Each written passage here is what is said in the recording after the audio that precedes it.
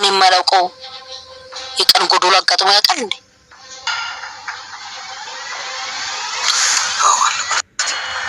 ታዲያ ምንድነው ንገረኝ። መቼም ከኔ ልትደብቀኝ አይደለም። በል ንገረኝ። ነገርሽ ወይ ናታን በቃ ንገረኝ። ለምንድነው እንደዚህ የምታጓጓኝ? አዲስ አበባ ነው የተወለደችው። አዲስ አበባ? የት? አይ አታውቀውም። አባቷም ሲሳይ አይደለም አይደል እንዴ? በምን አወቅሽ? እንጃ ነግራኝ መሰለኝ፣ ብቻ አላስታውስም። ወይ ደግሞ የምን ሆነሽ ነው? ፊትሽ እኮ ያስፈራል። ይኸውልሽ ተረጋጊና አውሪ። ቆይ ለመሆኑ አንቺ ማን ነሽ?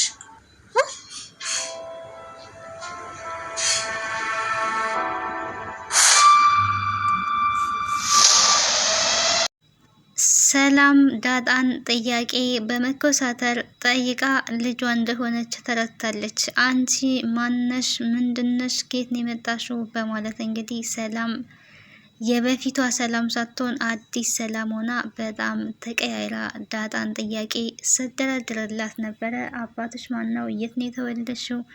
የትስ ነው ያደግሽው? አንቺ ቆይ ማነሽ? በማለት እንግዲህ እያንዳንዱን ጥያቄ ስትጠይቃት ነበረ። አቶ ደረጀም ቀን ጎሎብኝ ያውቃል በማለት ለማርቲ እውነቱን ተናግሯል።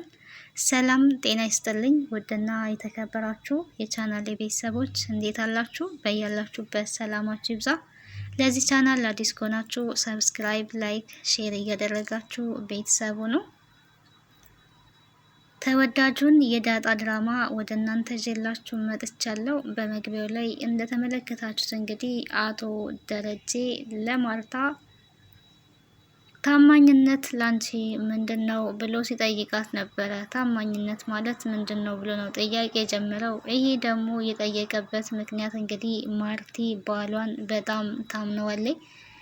እሷ ስለምታምነው ደረጀ ደግሞ ተሳስቷል። ቀን ጎሎበታል። እንግዲህ ራሱ ቀን ጎሎብኛል እያለ እየተናገረ ነው።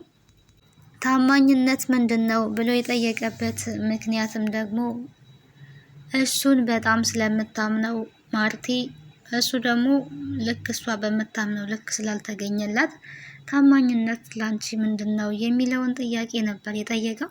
ይሄ ጥያቄ እንግዲህ ሁላችንም ይመለከታል። ታማኝነት ለእኛስ ምንድነው? እስከ ምን ደረጃ ነው? ያው ድራማ ቢሆንም ዝም ብለን ልንዝናናበት ብቻ ሳይሆን ከውስጡ ደግሞ የሚያስተምሩን ነገር ቁም ነገር የሆነ ነገርን ከውስጡ ይዘን ማለፍ ይኖርብናል እና ለሁላችሁም ጥያቄ ነው። እንግዲህ ቤተሰብ ታማኝነት ለእናንተስ ምንድን ነው? እስከ ምን ደረጃ ድረስ ነው? ለምትወዱት ሰው ለሚወዳችሁ ሰው ምን ያህል ትታመናላችሁ? የእውነት ያው ሰው ማመን ምናልባት ከባድ ሊሆን ይችላል፣ ግን ታማኝ ሆኖ መገኘት ደግሞ የሁላችንም ግዴታና ኃላፊነት ነው ማለት ነው። በዙሪያችን ላሉ ሰዎች ታማኞች መሆን አለብን። ሰዎች ደግሞ በተለይ ኃላፊነት ሲጥሉብን ሲያምኑን ደግሞ እኛ በበለጠ ታማኝ ሆነን መገኘት አለብን እንጂ ሰዎችን ሳንታመን ቀርተን ልባቸውን መስበር የለብንም። አቶ ደረጀ እንግዲህ የገጠመው ነገር ያው በስህተትም ቢሆን ቀን ጎሎብኛል እንዳለ ራሱ ቀን ነው እየጎደለበት። ሚስቴክ ተፈጥሯል። ሚስቴኮችን ደግሞ ያው ማስተካከል ነው እንጂ በስህተት መልሰን ልናስተካክላቸው አንችልም። በይቅርታ ነው እንግዲህ ስህተቶች ሊስተካከሉ የሚችሉት። ታማኝነትን በደንብ አድርጋ ማርቲ አብራርታለታለች። ታማኝነት ማለት እንግዲህ የሰዎችን እምነት አለመብላት፣ በተለይ ለሚያምኑን በጣም መጠንቀቅ ይገባናል ማለት ነው። ማርቲ ስለ ታማኝነት አብራርታለታለች። ሰውን ማመን፣ በሁሉ ሰዎች ዘንድ የታመነ ሰው፣ ሁሉም ሰው ታማኝ ነው ብሎ የሚመሰክርለት ሰው ያ ሰው ታማኝ ነው ብላ መልሳለታለች። ነገር ግን እኮ ሁሌ ሰው ሊሞላለት አይችልም። ታማኝ ነው የተባለ ሰው የሆነ ቀን ላይ ስህተት ሊገኝበት ይችላል ብሎ እንግዲህ እየተናገረ ነበረ። እሱማ የሆነ ስህተት ሊፈጠር ይችላል፣ ሰው ነንና የሆነ ችግር በህይወታችን ሊመጣ ይችላል። ግን ደግሞ የቀን ጎዶሎ የሚባል አለ። ሁሌ ሙሉ ቀን የለም ነበረ ስትለው የነበረው። ልክ ነሽ ማርቲ፣ ሁሌ የቀን ሙሉ የለም፣ የቀን ጎዶሎም አለ።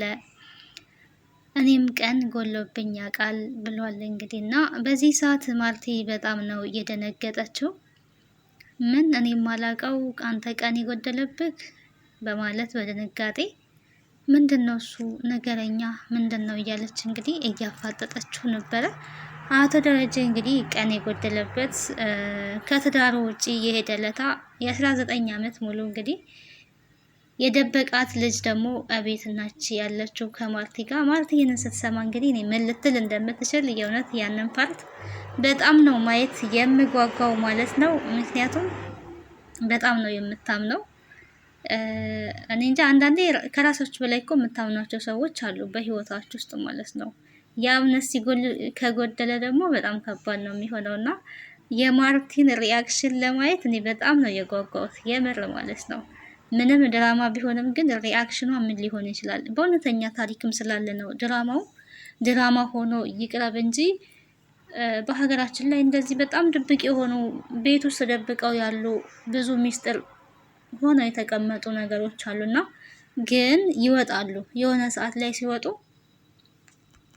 ለረጅም ዓመት በሰላም የቆየውን ትዳር የማናጋት ኃይል አላቸው እና ከዛ በኋላ የታማኝነት የሚባለው ነገር ይቀራል። ግን ምንድነው መሆን ያለበት? እኔ እንደ ሀሳብ ሰው ከተሳሳተ ያንን ስህተቱን ተናግሮ በይቅርታ ነገሮችን ለማስተካከል መሞከር ነው እንጂ ምንም ነገር ተደብቆ አይቀርም። የሆነ ጊዜ ይወጣል። በተለይ ልጅን የሚያክል ነገር መደበቅ የለበትም ብዬ ነው የማምነው።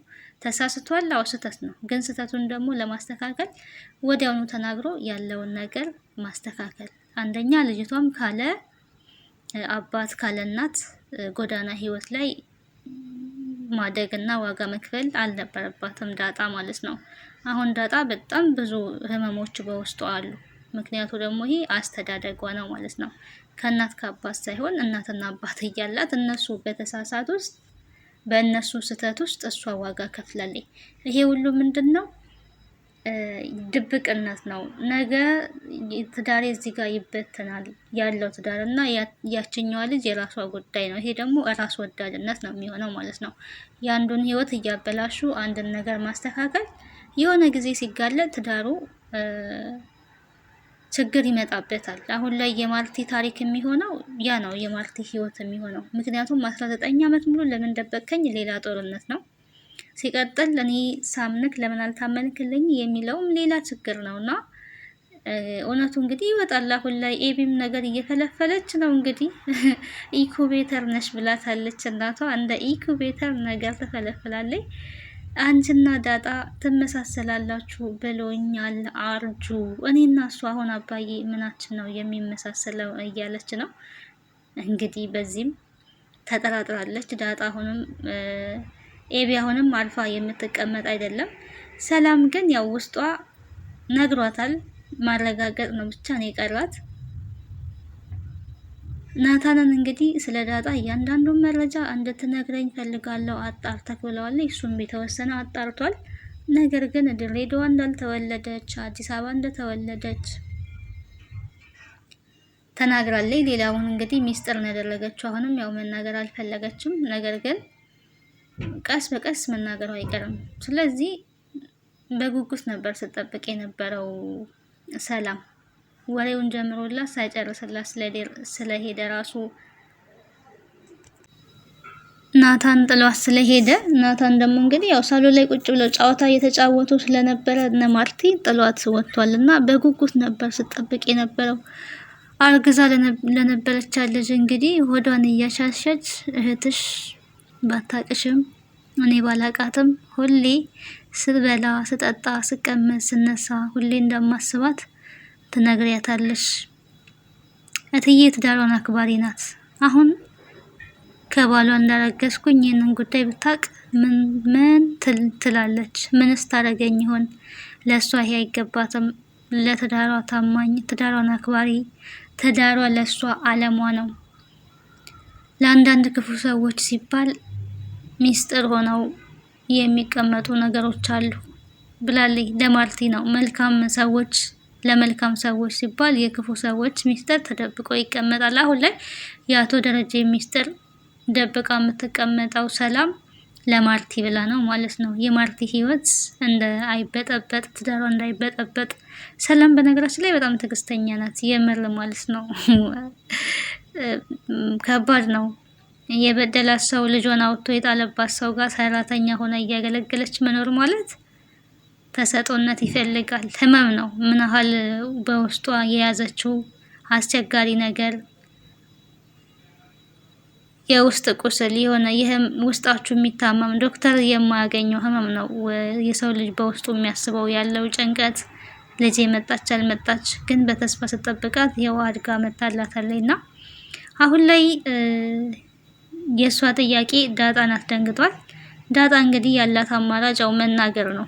ምክንያቱም ምንም የምትለቃት አይነት አይደለም። በጣም ተቀያይረሻል እኮ ምን ሆነሻል ብትላትም ምንም አልሆንኩኝም አንቺ ማንሽ ምንድነሽ ነበረ ጥያቄዋና ስለ አባቷ ስለ እናቷ የት እንዳደገች እያንዳንዱን አሁን እንጠይቃታለን። እንዲሁም ደውልላት ነበር ስትለው የነበረው ናታንን እሷ የድሮ ጓደኞቿ ጋር እነ ምሳሌ ጋር ሄዳለች። ስትመጣ እንጠይቃታለን ነበረ። በቃ ወዲያው መጣች ዳጣ። ለምን አቻኩላችሁ ጠራችሁኝ ሲባል እንግዲህ ሰላም ድሮ የምታውቃት ሰላም ሳይሆን ፊትሽ ያስፈራል እስከምትባል ድረስ ፊቷ ተቀያይሮ ነበረ ሰላምና ውስጧ ኦልሬዲ ነግሯታል። እኔ የምልሽን አሰኝ ልክ በቃ እናት ልጇ እንደምትቆጣ ነበረ ስትቆጣት የነበረውና ውስጧ አውቋል።